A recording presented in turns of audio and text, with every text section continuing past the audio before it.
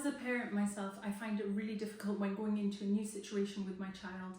I need to know what my role is. So this video is to explain to you what your role is as a parent in the dental clinic. Your role is the role of support. And support means that you do not need to get involved in giving any instructions unless the clinician asks you to. By allowing the clinician to give all the instructions, this will reinforce to your child that you trust the clinician and the clinician is in charge. And that's a really important aspect to help your child to feel safe. If your child is quite young, again, try to allow the clinician to take the lead, but they will guide you as to how they need your help. But many voices asking the same thing of a child can sometimes be overwhelming and confusing.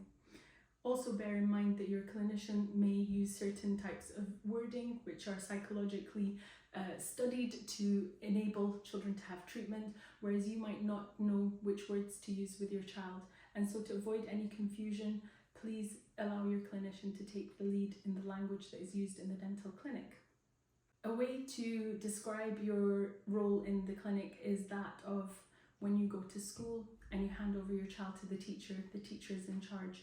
When you come into the dental clinic, you will be with your child, however, the dentist will be in charge. Explaining that to your child is really important. One of the troubles we face is that children want to have control in the dental clinic when they are not able to make the decisions required or able to do the treatment for themselves. In that case, what I say to children is the following two scenarios.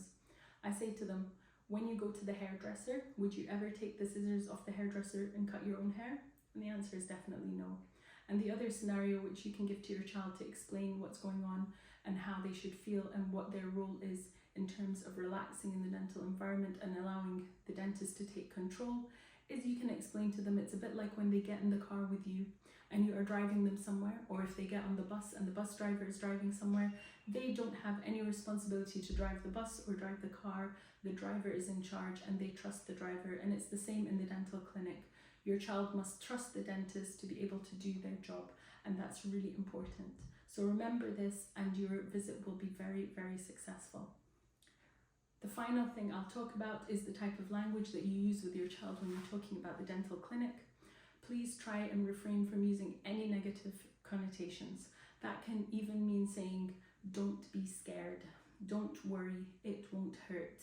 Saying those three phrases might sound like the right thing to say to your child, but by saying the words hurt and afraid and scared, all you're doing is bringing to your child's attention that they might need to feel that way, which is not true.